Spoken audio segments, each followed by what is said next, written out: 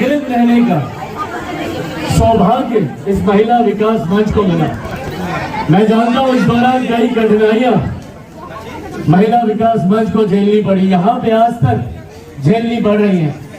मुझे बताया गया कि किस तरीके से बैनर, पोस्टर, होर्डिंग लगाने नहीं दिए, लगे हुए को उतार दिए गए, किस तरीके से यह आयोजन सफल ना हो उसके लिए कई बाधाएं उत्पन्न करने का प्रयास किया गया।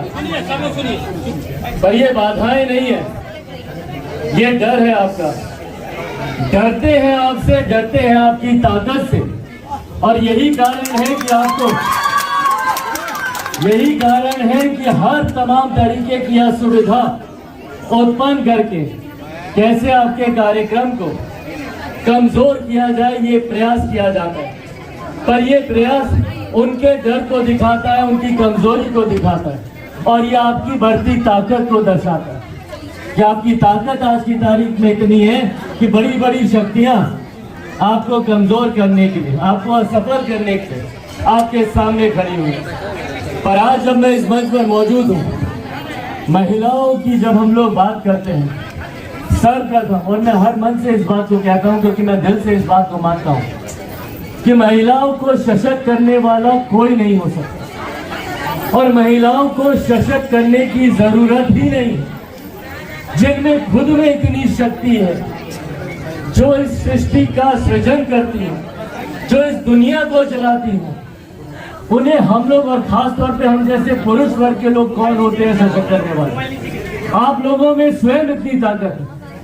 नारी शक्ति के रूप में अगर आप दैविक शक्ति में भी देखें तो एक दुर्गा माँ में ही इतनी शक्ति थी कि वो त्रिशूल को भी धारण करे और विष्णु जी के चक्र को भी धारण करे और ब्रह्मा जी के कमंडल को भी धारण करे। सिर्फ उन्हीं में ही ये शक्ति थी, नहीं तो किसी और देवता में नहीं।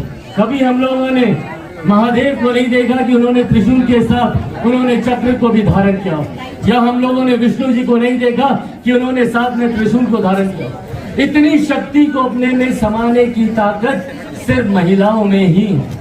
और इसीलिए मैं कतई नहीं मानता, जब ये विमेन एम्पावरमेंट की बात होती है, महिला सशक्तिकरण की बात होती है, मैं कतई नहीं मानता कि हम में से कोई भी इतना सामर्थ्य है कि आपको सशक्त कर सके। आज भारत की संसद में ही देखिए, महिला रिजर्वेशन बिल, नारी वंदना अधिनियम, वो तो इस सत्र में पारित हुआ, जो विशेष सत्र बुलाया गया। पर बिना उस कानून के बने कितनी भारी संख्या में आज की तारीख में भारत की संसद में महिलाएं सांसद बनकर बैठी हैं, अपने सामर्थ्य पर जीत कर आई हैं, अपनी ताकत पर जीत कर आई हैं, और हर जगह से लड़ाई लड़कर आई हैं। पुरुषों को तो बाहरी लड़ाई लड़नी होती है, महिलाओं को घर में भी लड़ाई लड़नी होती है। मैं एक ऐसे परिवार से आता हूं जहां पे मेरी बहनें हैं, मेरी माँ है, और मैं इस बात को बिना किसी संशय के कह सकता हूं कि अगर मेरे नेता, मेरे पिता आदरणीय रामविलास पासवान जी इतने आगे बढ़े और देश के इतने बड़े नेताओं में अगर उनको माना जाता है, उनके कार्यों को आज तक, उनके जाने के 3 साल के बाद भी आज तक उनके कार्यों को याद किया जाता है, तो उसके पीछे कारण सिर्फ और सिर्फ मेरी माँ रही है।